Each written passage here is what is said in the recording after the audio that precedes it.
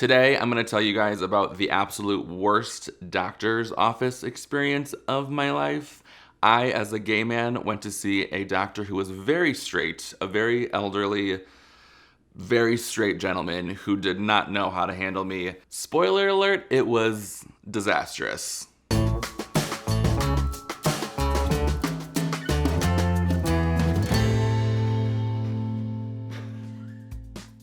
I'm Robbie Couch. I make brand new videos here on YouTube every single Tuesday. You should subscribe right now. Okay, so back to my horrific doctor's office experience. A few years ago, I moved to Chicago, Illinois, and I didn't have a primary caregiver in Chicago. So I was like, you know what? I need to start adulting. I need to grow up. I need to find a doctor in my neighborhood. I had some questions surrounding my sex life. And I don't know if you could tell, I don't know if I've mentioned this before, but I am not a heterosexual man. I am gay. Yes, I enjoy the company of men. Really quick note, and this is probably sex ed 101 for most of y'all, but if you're two men having sex or two women having sex, there's different ramifications of that on your sexual health. I was very naive back then, and I just assumed that my doctor had seen LGBTQ patients. He would know basic questions surrounding sexual health for queer people, but I assumed wrong. So first of all, when I brought up the fact that I'm gay, it did not register. When you're looking at someone and you're like, all right, things aren't clicking up there. And so I'm trying to find different ways of being like, I have sex with men. And I had to say gay 500 times in his face. I'm gay. I'm gay. I am queer. I don't have sex with women. I'm gay. Something clicked in his brain and he was like, oh, you are a homosexual like the ones I see on TV.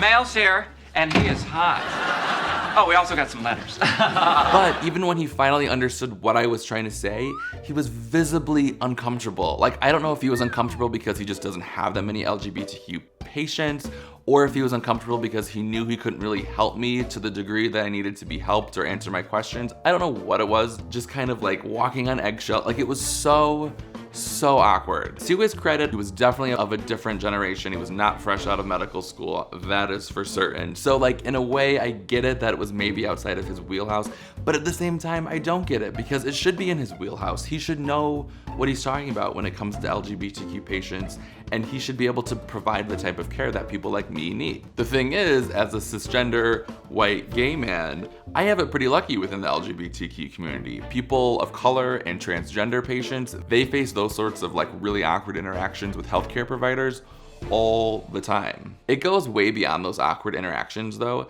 There are still so many discriminatory policies that prevent LGBTQ people and our partners from getting the healthcare that we deserve. But when you think about it, basically every single issue is an LGBTQ issue because queer people are affected disproportionately in a number of ways. So I was thinking about this whole topic a few days ago and I tweeted out to my followers, I was like, okay, what other issues are out there that aren't quintessential LGBTQ issues, but do in fact affect LGBTQ people differently in a number of ways, like healthcare? And there were so many good responses. Take homelessness. Up to 40% of homeless youth on the street identify as LGBTQ. Homelessness is a queer issue. Donating blood. If you are a man who's had sex with another man recently, you absolutely can't give blood. Why? Discrimination. The US Census. The 2020 census will not ask about sexual orientation or gender identity. And that might not seem like that big of a deal, but the US Census is used in a number of ways to provide services and funding for programs for a variety of groups across the country.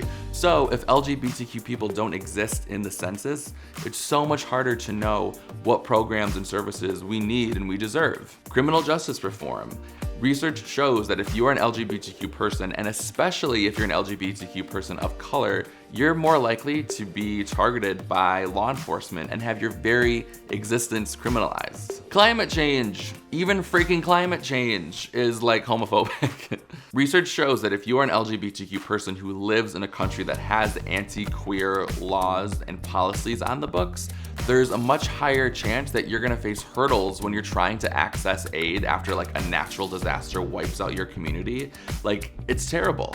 Then there's sex worker rights, our education systems, hate crimes, gun violence, the list goes on and on. I feel like we need to approach issues differently and not just be thinking about, is this a queer issue or is this not a queer issue? Like, every single issue is a queer issue because it affects queer people in different, unique ways. So if you're wondering if I went back to that doctor after that really not great experience, no, I did not go back to that doctor, but I made sure to find LGBTQ affirming healthcare providers that were in my area. Really quick, if you happen to be an LGBTQ person in Chicago and you're like, I need that sort of care, like I need to go to a doctor that knows what they're talking about for people like me, I highly recommend Howard Brown, which has a few different locations throughout Chicago, or the Center on Halsted, which also provides certain healthcare services to the queer community. They're both really great groups, they're really great healthcare providers, and I've had really terrific experiences. Like, it was wonderful to talk to medical professionals who knew what they were talking about, who were not judgmental,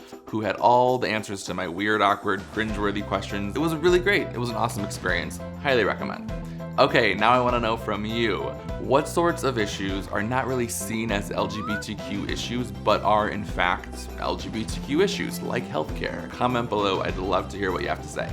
If you like this video, please give it a thumbs up. I would love you forever. And make sure to subscribe. I have brand new Views from the Couch videos every single Tuesday. They're not all gonna be about gay sex, but they're gonna be pretty gay. Until next time, stay calm and couch on.